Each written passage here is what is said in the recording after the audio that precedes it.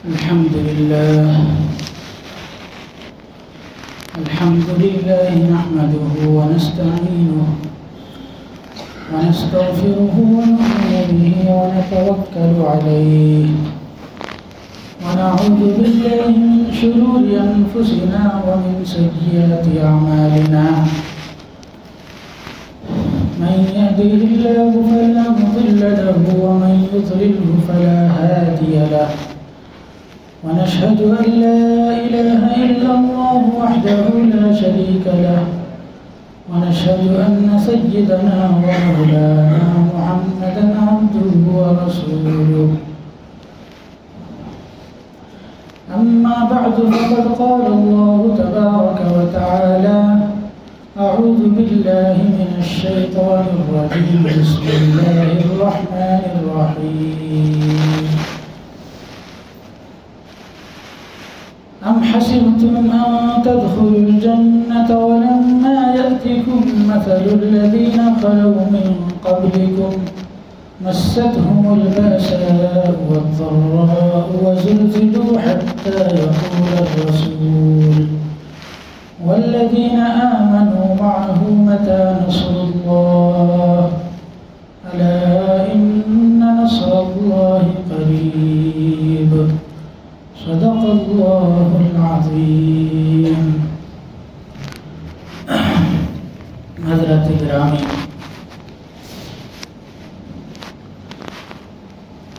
گزشتہ کئی مہینوں سے آپ کے سامنے سیرت طیبہ پر گفتگو ہو رہی تھی. بیچ میں 2 جمعہ ایک حضرت عیسیٰ علیہ السلام کی شخصیت قرآن مجید کے آئینے میں، اور دوسرے جمعے میں نئے سال کے عنوان پر وقت کی اہمیت پر گفتگو ہوئی. ہم پھر سے اسی موضوع کی طرف لوٹتے ہیں.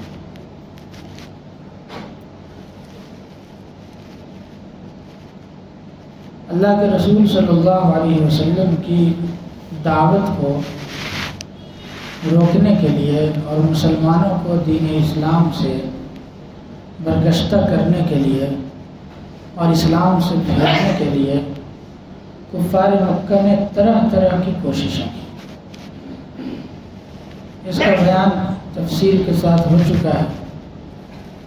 کبھی حضور صلی اللہ علیہ وسلم کو قتل کرنے کی سازش کی گئی، کبھی صحابہ کرام کو طرح طرح سے ستایا جاتا، تکلیفیں دی جاتی. حضور کے چچا ابو طالب کو دھمکی دی گئی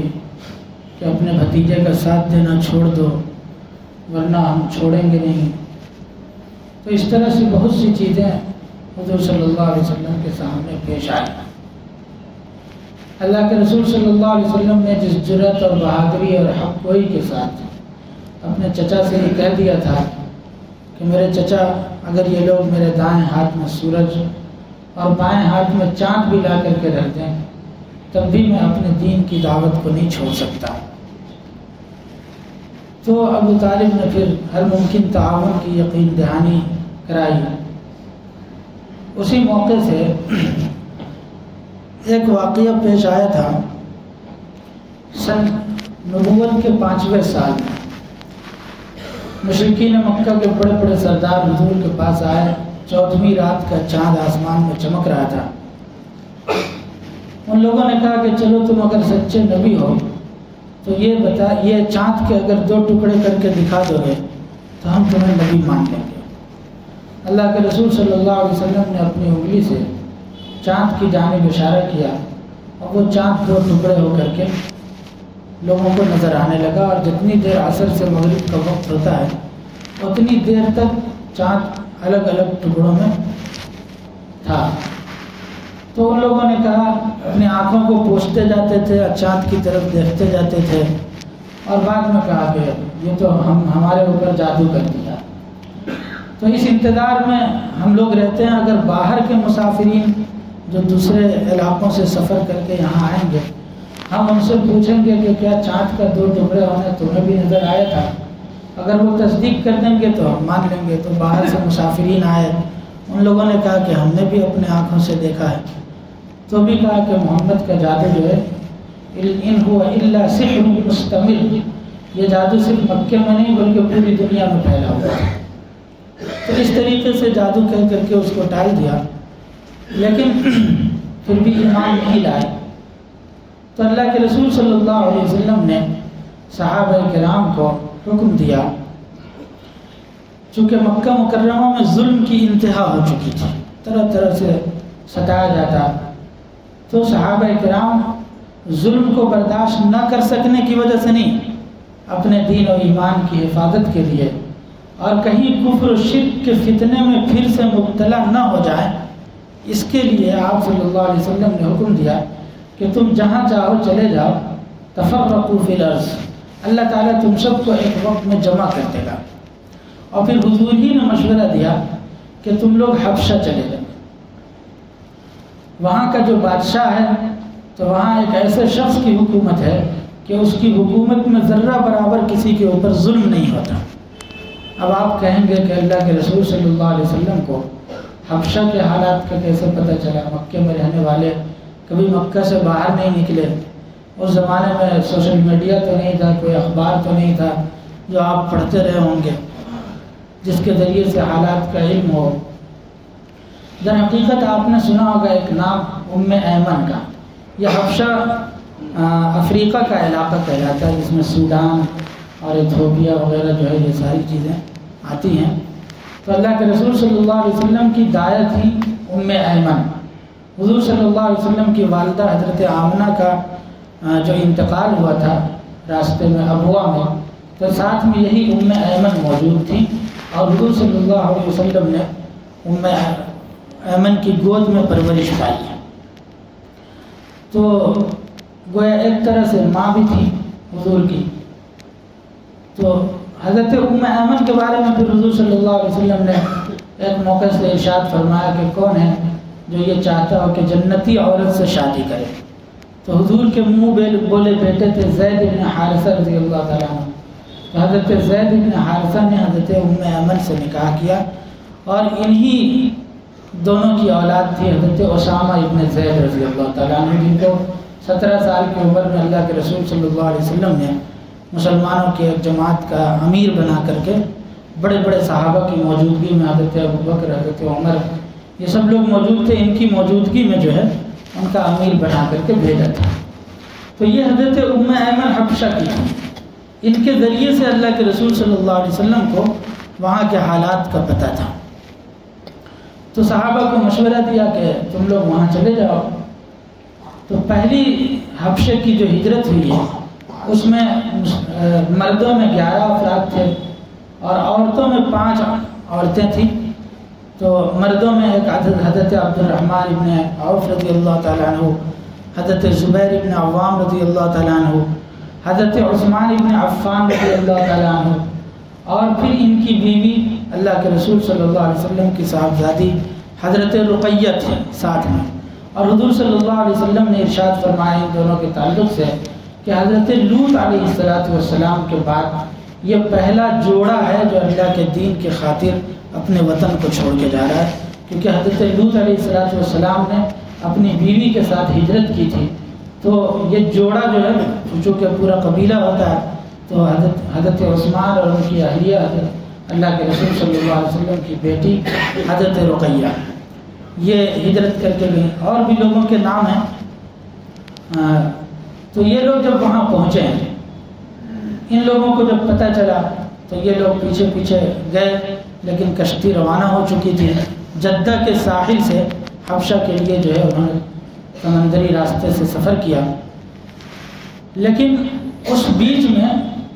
2 واقعہ پیش آیا، ایک حضرت حمزہ کا اسلام، بعض لوگ کہتے ہیں حضرت عمر کا جو اسلام ہے سن 2 ہجری میں پیش آیا، بعض حضرات کہتے ہیں سن 5 ہجری میں پیش آیا، ہجری نبوی، نبوت کے 5ویں سال۔ تو ان 2 حضرات کے قبول اسلام کی خبر ملی، تو وہ لوگ وہاں سے ہجرت کر کے پھر واپس آ گئے کہ چلو اب تو اسلام مضبوط ہو گیا۔ اور بعض حضرات نے یہ کہا تھا، خبر مشہور ہو گئی تھی کہ مکہ کے سارے لوگ مسلمان ہو گئے۔ اصل میں اس کا واقعہ یہ ہوا تھا کہ اللہ کے رسول صلی اللہ علیہ وسلم پر سورہ نجم جو نازل ہوئی تو حضور صلی اللہ علیہ وسلم ایک موقع سے سورہ نجم کی تلاوت کر رہے تھے، اور سورہ نجم مشرکین مکہ سب موجود تھے اور سن رہے تھے۔ تو قرآن مجید کی فصاحت و بلاغت اور اس کا جو بہاؤ ہے، حضور صلی اللہ علیہ وسلم جب اس کی تلاوت کرتے کرتے کرتے اخیر آیت تک پہنچے تو حضور نے سجدہ کیا۔ تو اس کے سحر میں اور اس کے حضور کے آواز کے جادو میں اور قرآن مجید کی فصاحت و بلاغت میں وہ لوگ اتنا کھو گئے تھے کہ وہ لوگ بھی بہاؤ میں حضور کے سجدے کے ساتھ یہ بھی سجدے میں چلے گئے، مشرکین مکہ بھی۔ پھر ان کو احساس ہوا کہ یہ تو ہم نے اللہ کو سجدہ کر لیا، تو اب اپنی بات کو چھپانے کے لیے اس میں یہ ان لوگوں نے ایک بات گڑھی کہ اصل میں ہم نے اللہ کو سجدہ نہیں کیا، یا قرآن سے متاثر ہو کے ہم نے سجدہ نہیں کیا، بلکہ حضور نے تلاوت کرتے وقت ایک آیت پڑھی تھی، تِلْكَ الْغَرَانِيقُ الْعُلَا وَإِنَّ شَفَاعَتَهُنَّ لَتُرْتَجَى، کہ یہ جو ہم جن بتوں کو پوجتے ہیں ان کے بارے میں کہا یہ بہت اونچے مرتبے والے ہیں اور ان کی شفاعت اللہ کے یہاں قبول ہوگی، تو ہم اس کی وجہ سے سجدہ کیے، یہ اپنی اس کو چھپانے کے لیے ایسا کیا تھا۔ تو یہ خبر کسی طرح یہ مشہور ہو گئی کہ مکہ کے سارے لوگ مسلمان ہو گئے، تو ان لوگوں نے سوچا کہ اب تو سارے لوگ ہی مسلمان ہو گئے اور حالات سازگار ہو گئے ہیں، تو اب اپنے وطن چلنا چاہیے، تو واپس آ گئے۔ راستے میں معلوم ہوا کہ غلط خبر تھی، تو مکے میں یہ لوگ داخل ہوئے تو کسی نہ کسی کی پناہ میں مکے میں داخل ہوئے، لیکن ان لوگوں نے پہلے سے زیادہ ظلم کرنا شروع کیا اور پہلے سے زیادہ ستانے لگے۔ تو پھر اللہ کے رسول صلی اللہ علیہ وسلم نے ان کو اجازت دے دی کہ آپ حضرات دوبارہ چلے جائیں۔ تو دوبارہ جن لوگوں نے ہجرت کی تھی ان میں 86 نام مردوں کے ملتے ہیں سیرت کی کتابوں میں، اور کچھ اسی طرح 30 کے قریب عورتوں کے نام ملتے ہیں، 17 نام غالباً عورتوں کے ملتے ہیں۔ تو یہ حضرات ہجرت کر کے دوبارہ جب مکہ سے حبشہ گئے تو ان لوگوں کو خطرہ لاحق ہوا، مشرکین مکہ کو خطرہ اس وجہ سے لاحق ہوا کہ کہیں یہ لوگ وہاں جا کر کے مضبوط ہو جائیں گے تو وہاں سے آ کر کے ہمارے اوپر چڑھائی نہ کر دیں۔ تو اس مقصد کے لیے، اور اس وقت حبشہ کی جو حکومت تھی وہ بہت مضبوط حکومت تھی۔ آپ یہ سمجھیے کہ یمن کا جو بادشاہ تھا جس نے خانہ کعبہ پر حملہ کیا تھا حضور کی پیدائش سے چند سال پہلے، اور ہاتھی والا واقعہ جو پیش آیا تھا، تو یہ یمن کے طرف سے ہوا تھا، اور یمن گویا حبشہ کے زیر اثر تھا، اور حبشہ کی حکومت یمن تک پہنچی ہوئی تھی، تو اس اعتبار سے حکومت مضبوط تھی، تو ان کو خطرہ تھا۔ تو اس لیے مشرکین مکہ نے باہم مشورہ کر کے عرب کے 2 ذہین ترین لوگ، ایک کا نام عمرو بن العاص ہے اور دوسرے کا نام عبداللہ ابن ربیعہ ہے۔ یہ دونوں جو ہے بہت ہی ذہین تھے، اور عمرو بن العاص تو بعد میں مسلمان بھی ہوئے، اور ان کی سفارت کی جو صلاحیت تھی، یعنی ایک ملک کا سفیر جب دوسرے ملک میں روانہ ہوتا ہے تو اس کے اندر جو صلاحیت ہونی چاہیے، جو کوالٹی ہونی چاہیے، اور بات کرنے کا جو سلیقہ ہونا چاہیے، وہ ساری چیزیں ان کے اندر کوٹ کر کے بھری ہوئی۔ تو ان دونوں حضرات کو وہاں بھیجا اور خوب قیمتی تحائف اور ہدیے لے کر کے بھیجا کہ تم جا کر کے وہاں ان کو، بادشاہ کو اور بادشاہ کے جو درباری لوگ ہوں گے جن کے ذریعے سے بادشاہ تک پہنچنا اور اس سے ملاقات کرنا آسان ہوگا، تو تم جو ہے اس کو پیش کرنا۔ یہ لوگ وہاں گئے اور جانے کے بعد پہلے بادشاہ کے قریبی لوگوں سے دوستی کی اور ان کو جو ہے خوب ہدیے تحائف دیے، اور کہا کہ ہم لوگ بادشاہ سے ملاقات کرنا چاہتے ہیں تو ملاقات بھی کرا دینا، اور جب ہم ان کے سامنے اپنی بات رکھیں گے تو تم اس کی تائید بھی کرنا، چونکہ ہدیہ مل چکا تھا پہلے تو احسان تھا۔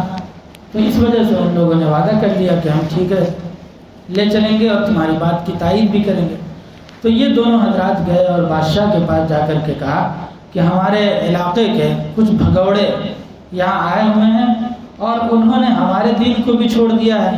اور تعجب کی بات یہ ہے کہ آپ کے دین یعنی عیسائیت کو بھی انہوں نے اختیار نہیں کیا، ایک نئے دین کو مان رہے ہیں۔ تو ان کے باپ دادا نے اور ان کے خالو وغیرہ اور ماموں اور چچاؤں نے ہمیں بھیجا ہے تاکہ ہم ان کو واپس لے کر کے اپنے یہاں جائیں۔ تو یہ بات جب بادشاہ کو معلوم ہوئی تو بادشاہ نے کہا کہ ہم تمہاری بات پر ایسا کیسے یقین کر سکتے ہیں جب تک کہ دوسرے لوگوں کی بات نہ سنیں؟ تو وہ تو نہیں چاہتے تھے مشرکین مکہ کہ یہ لوگ صحابہ سے تحقیق کریں اور پوچھیں، کیونکہ ظاہر ہے ان کی زبان سے حق نکلے گا اور حق بات اثر رکھتی ہے، پر نہیں طاقت پرواز مگر رکھتی ہے، اور دل سے جو بات نکلتی ہے اثر رکھتی ہے، علامہ اقبال نے کہا تھا۔ تو صحابہ کرام کو بلایا گیا، ان لوگوں نے مشورہ کیا کہ بادشاہ کی طرف سے بلاوا ہے تو کون جائے؟ تو حضرت جعفر طیار کا نام آیا۔ یہ حضرت علی رضی اللہ تعالیٰ عنہ کے بھائی تھے، حضرت جعفر طیار۔ تو کیا کہو گے بادشاہ پوچھیں گے تو کہا کہ ہم تو وہی بات کہیں گے جو اللہ کے رسول نے ہمیں بتائی ہے، اس سے ذرہ برابر نہ آگے بولیں گے نہ پیچھے بولیں گے۔ تو حضور صلی اللہ علیہ وسلم نے جو باتیں بتائی تھی حضرت جعفر طیار کو، گئے تو بادشاہ نے پوچھا کہ یہ لوگ کیوں آئے ہیں، کیا بات ہے؟ تو حضرت جعفر طیار نے سب سے پہلے تو جا کر کے سلام کیا وہاں۔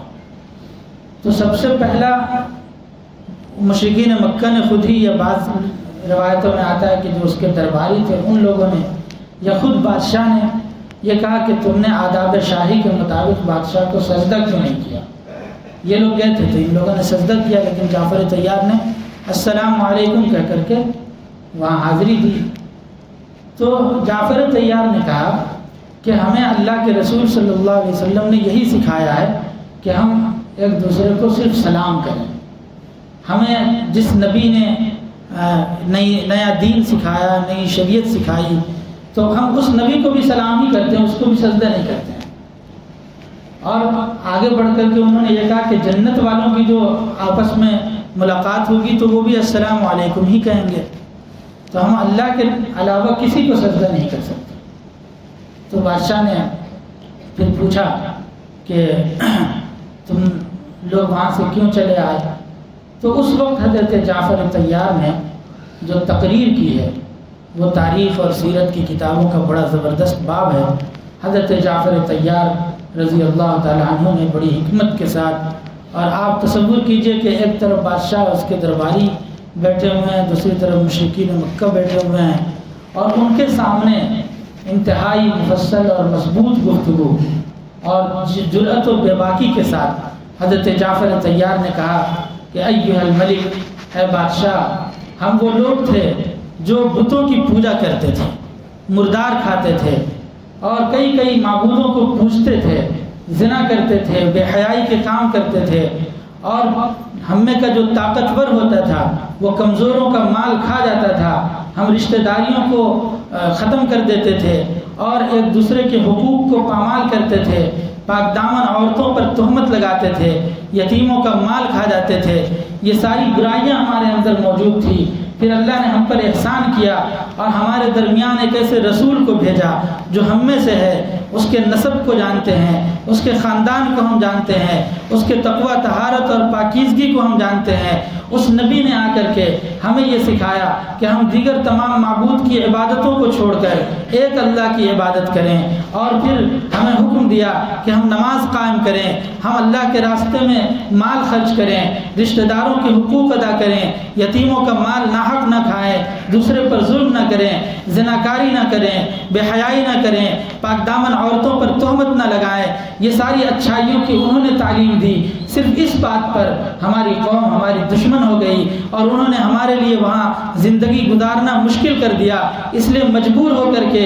ہم آپ کی خدمت میں آئے ہیں۔ اور دوسرے ہمارے قریب میں اور بھی علاقے تھے، لیکن ہمیں یہ معلوم ہوا کہ آپ ایک انصاف پسند بادشاہ ہیں، آپ ایک عادل بادشاہ ہیں، اور آپ اپنے ہمسایوں پر اور پڑوسیوں پر ظلم نہیں کرتے، اس لیے ہم نے آپ کی پناہ لی ہے۔ بس یہ بات ہے اور یہ ہمارا قصہ ہے۔ بادشاہ نے جب یہ سنا تو کہا کہ اچھا، تمہارے نبی جو کلام لے کر کے آئے ہیں اس کلام میں سے کوئی کلام ہمیں بھی پڑھ کر کے سناؤ۔ حضرت جعفر طیار کے حسن انتخاب کی داد دیجئے کہ انہوں نے موقع کی نزاکت کو سمجھتے ہوئے، اس وقت تک تو پورا قرآن نازل نہیں ہوا تھا، لیکن جتنا نازل ہوا تھا اس میں سے انہوں نے سورہ مریم کا انتخاب کیا، چونکہ وہ عیسائی تھے اور ان سے ریلیٹڈ جو ہے قرآن کی یہ صورت ہی سب سے موضوع تھی، موضوع کے مناسبت سے تھی۔ اور سورہ مریم کی جب انہوں نے اپنی آواز میں تلاوت کی، اور پھر میں نے گزشتہ جمعہ سے پہلے جمعہ میں قرآن مجید کی روشنی میں حضرت مریم اور حضرت عیسیٰ کی ولادت کا جو ذکر کیا تھا وہ تفصیل سے ایک مستقل موضوع ہے۔ تو جب انہوں نے حضرت مریم کے حالات کا، ان کی پاکیزگی کا، ان کے تقوی طہارت کا، ان کے پردے کا اس میں تذکرہ موجود ہے، اور پھر حضرت عیسیٰ کی ولادت کا وہ پورا واقعہ جب انہوں نے بیان کیا تو بادشاہ کی آنکھوں سے آنسو جاری ہوئے۔ قرآن مجید نے اسی طرف اشارہ کرتے ہوئے فرمایا وَإِذَا سَمِعُوا مَا أُنزِلَ إِلَى الرَّسُولِ تَرَىٰ أَعْيُنَهُمْ تَفِيضُ مِنَ الدَّمْعِ، کہ جب ان لوگوں نے وہ باتیں سنی جو آپ کے رسول پر نازل کی گئی تو آپ نے دیکھیں گے کہ ان کی آنکھوں سے آنسو جاری ہو۔ اور پھر اس نے یہ کہا کہ یہ کلام اور جو کلام حضرت عیسیٰ علیہ السلام پر نازل ہوا یہ دونوں ایک ہی نور سے نکلے ہوئے ہیں، ایک ہی نور سے نکلے ہوئے ہیں، اور دونوں ملتے جلتے معلوم ہوتے ہیں۔ تو ظاہر سی بات ہے جب یہ بات کہی تو وہ لوگ واپس ہو گئے، لیکن عمرو بن العاص نے کہا کہ کل ہم ایک ایسی بات کہیں گے کہ بادشاہ جو ہے ان لوگوں کو ختم ہی کر دے گا، نیست و نابود کر دے گا۔ تو عبداللہ ابن ربیعہ نے کہا بھائی یہ ہمارے ہی رشتہ دار عزیز اقارب ہیں، ایسا کوئی کام مت کرو جس سے ان کو جان سے ہاتھ دھونا پڑے۔ تو مذہباً مخالف ہیں لیکن ہمارے ہی رشتہ دار تو ہیں، تو وہ مانا نہیں۔ اگلے دن جو ہے عمرو بن العاص نے بادشاہ کے پاس حاضری دی اور کہا کہ یہ لوگ عیسیٰ علیہ السلام کے بارے میں بہت خطرناک عقیدہ رکھتے ہیں۔ تو بادشاہ نے بلایا ان کو اور کہا کہ عیسیٰ علیہ السلام کے بارے میں تم کیا کہتے ہو؟ تو کہا کہ عیسیٰ علیہ السلام کے بارے میں ہم وہی کہتے ہیں جو ہمارے قرآن میں موجود ہے، چونکہ وہ لوگ تو عیسیٰ علیہ السلام کو خدا کا بیٹا مانتے ہیں۔ تو فرمایا کہ ہم عیسیٰ علیہ السلام کے بارے میں یہ کہتے ہیں کہ وہ اللہ کے بندے ہیں، اس کے رسول ہیں، اور اللہ کے کلمہ کن سے پیدا ہوئے، اللہ کا کلمہ ہے اور اللہ کے روح ہیں، چونکہ یہ الفاظ قرآن نے استعمال کیا، ڈائریکٹ اللہ کی روحانیت کا فیضان۔ اور پھر حضرت مریم کی ولادت، حضرت مریم کو بطن سے عیسیٰ علیہ السلام کی ولادت تو جو قرآن میں موجود ہے انہوں نے بتایا۔ تو اس نے ایک تنکا اٹھایا اور تنکا اٹھا کر کے کہا خدا کی قسم عیسیٰ علیہ السلام انہوں نے جو کچھ کہا اس سے اتنا سا بھی زائد نہیں تھے، اس سے بھی آگے پیچھے کچھ نہیں تھے، جو انہوں نے کہا وہی عیسیٰ علیہ السلام کی حقیقت ہے۔ اور چونکہ وہ سب چیلے چپاٹے سب بیٹھے ہوئے تھے، ان لوگوں نے ناک بھون چڑھانا شروع کیا کہ بادشاہ یہ کیا کہہ رہے ہیں۔ ان کی تائید کرنے کا مطلب یہ ہے کہ گویا مذہب اسلام کو قبول کر لیا، کیونکہ اگر کوئی عیسائی حضرت عیسیٰ علیہ السلام کے بارے میں وہ عقیدہ رکھتے جو قرآن نے کہا، اس کا مطلب یہ کہ وہ مسلمان ہیں۔ تو اس نے کہا تم چاہے لاکھ ناک بھو چڑھاؤ یا کتنے ہی چخ چخ کرو، لیکن عیسیٰ علیہ السلام کی حقیقت یہی ہے جو انہوں نے بیان کیا۔ اور پھر جو ہے اس بادشاہ نے ان لوگوں سے کہا کہ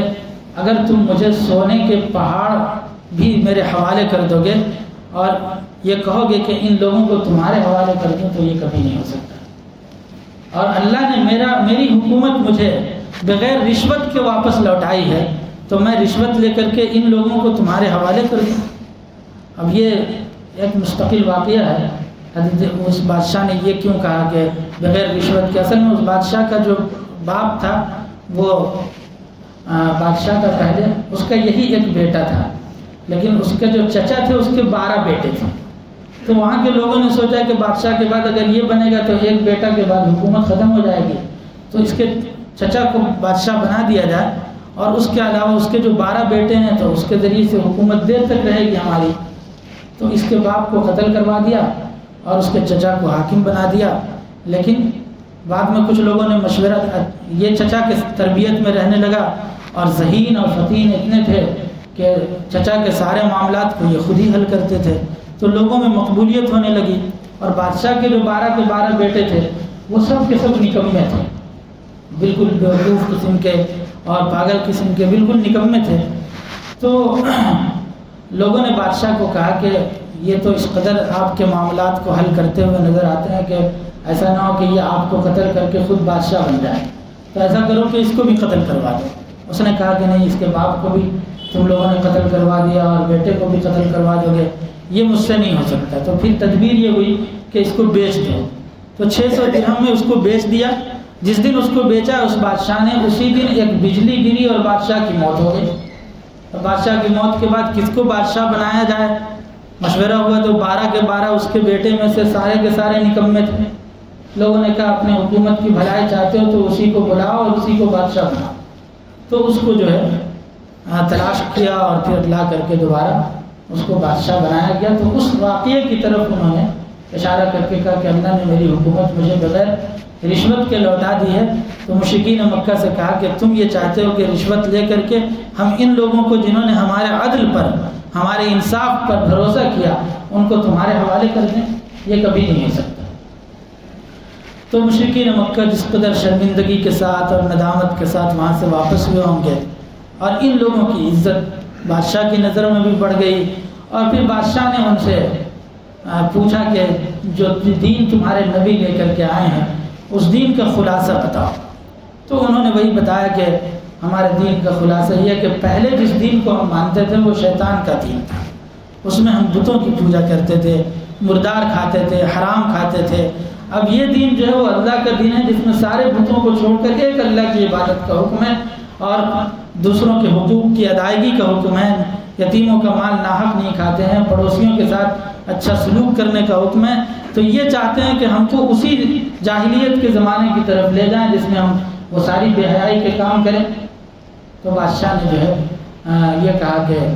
تم گواہ رہو، میں بھی جو ہے اس دین کو مانتا ہوں جو دین تمہارے نبی لے کر کے آئے۔ اور بادشاہ جو ہے مسلمان ہو گئے۔ تو یہ جو ہے نجاشی بادشاہ کے، نجاشی حبشہ کے کسی انسان کا نام نہیں تھا، وہاں جو بھی بادشاہ ہوتا تھا اس کو نجاشی کہتے ہیں۔ ان کا نام اسمحہ ہے، اسمحہ سیرت کی کتابوں میں ملتا ہے۔ تو اس کے بعد سن 7 ہجری میں جب خیبر فتح ہوا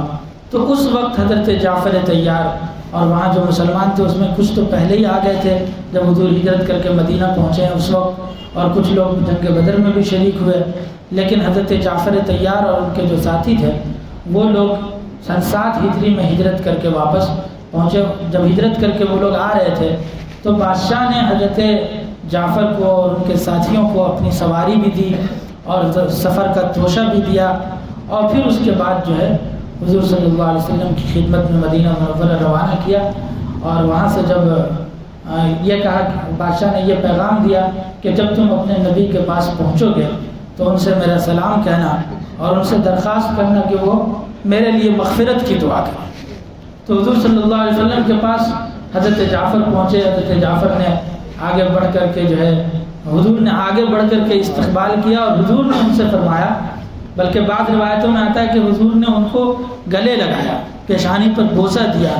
اور یہ فرمایا مجھے پتہ نہیں چل رہا کہ خیبر کی فتح کی زیادہ خوشی ہے یا تمہارے یہاں آنے کی زیادہ خوشی ہے۔ اور پھر پوری کارگزاری ان سے معلوم کی تو انہوں نے بتایا، اور ان کے قاصد نے جو ہے حضرت جعفر سے کہا کہ ہمارے بادشاہ نے تمہارے ساتھ جو جو سلوک کیا اچھا وہ حضور کو بتا۔ تو انہوں نے پوری تفصیل بتائی بادشاہ کی رحم دلی اور کس طریقے سے انہوں نے مسلمانوں کا ساتھ دیا، ان کا تعاون کیا، وہ پوری بات بتائی۔ اور جب حضرت جعفر نے کہا کہ انہوں نے دعا کی درخواست کی تو حضور نے فوراً کھڑے ہو کر کے ان کے لیے دعائے مغفرت کی، اللہم اغفر للنجاشی، اور مغفرت کی دعا کی۔ اور پھر حضرت جعفر نے قاصد سے کہا کہ جب تم بادشاہ کے پاس لوٹو گے تو حضور نے جو کیا ان کے لیے وہ بھی تم ان کو جا کر کے بتا۔ تو وہ بتایا۔ بادشاہ کا جب انتقال ہوا ہے، ملاقات نہیں ہو سکی، بادشاہ کا جب انتقال ہوا تو انتقال کے زمانے میں حضور صلی اللہ علیہ وسلم نے ان کے جنازے کی نماز مدینہ منورہ میں پڑھی ہے۔ وہ حبشے میں تھے اور یہ یہاں مدینہ میں۔ تو اس سے بعض علماء استدلال کرتے ہیں کہ جنازے کی نماز غائبانہ بھی پڑھی جاتی ہے، لیکن جمہور فقہا اور محدثین اور خود امام ابو حنیفہ رحمۃ اللہ علیہ وغیرہ کی رائے یہ ہے کہ غائبانہ جنازے کی نماز اگر حضور نے ان کی پڑھی ہے تو یہ حضور کی خصوصیت تھی اور حضور کا معجزہ تھا کہ حضرت نجاشی بادشاہ کا جنازہ حضور کے سامنے کر دیا گیا تھا۔ تو اس لیے آپ صلی اللہ علیہ وسلم نے حضور کی ان کی جنازے کی نماز پڑھی، ورنہ بہت سے صحابہ شہید ہوئے جنگوں میں اور دوسری جگہوں پہ، لیکن کہیں نہیں ملتا ہے کہ حضور نے کسی اور کی بھی جنازے کی نماز غائبانہ پڑھی ہو۔ تو اس لیے غائبانہ جنازے کی نماز درست نہیں ہے۔ ہم مغفرت کی دعا ویسے ہی کر سکتے ہیں۔ تو یہ حضرت جعفر طیار رضی اللہ تعالیٰ عنہ کی بصیرت اور ان کی جو تقریری صلاحیت تھی جو بادشاہ کے سامنے ظاہر ہوئی، اور انہوں نے جس انداز میں اسلام کا اور حضور کا تعارف کرایا اور جس کے نتیجے میں وہ مسلمان ہوا اور مسلمان بڑی عافیت کے ساتھ اور چین کی زندگی کے ساتھ وہاں زندگی کی بسر کرنے لگے۔ تو یہ سیرت کا ایک بہت اہم باب ہے۔ سیرت کے واقعات سنانے کا مقصد یہ نہیں ہوتا کہ بس آپ کو ایک کہانی بتا دی جائے اور ہمارے لیے اس میں زندگی گزارنے کا کوئی پہلو موجود نہ ہو، بلکہ حقیقت یہ ہے کہ جو واقعات حضور پر گزرے ہیں اور صحابہ پر گزرے ہیں، ان واقعات سے اس امت کو سامنا کرنا پڑے گا۔ ہمارے اوپر بھی ایسے حالات پیش آ جائیں کہ ہمارے لیے اس ملک میں رہتے ہوئے دین پر عمل کرنا مشکل ہو، اور دین پر عمل کرنا جب دشوار ہو جائے اور ہمیں خطرہ محسوس ہونے لگے کہ ہمیں کفر اور شرک کرنے پر مجبور کر دیا جائے گا، ایسے وقت میں علماء امت نے لکھا ہے کہ مسلمانوں پر فرض ہو جاتا ہے کہ وہ اپنے وطن کو، اپنے گھر بار کو چھوڑ کر کے کسی ایسی جگہ چلے جائیں جہاں اپنے دین پر اور اپنی شریعت پر عمل کرنا اس کے لیے آسان ہے۔ اللہ تعالی ہم سب کو عمل کی توفیق عطا فرمائے۔ وآخر دعوانا الحمد للہ رب العالمین۔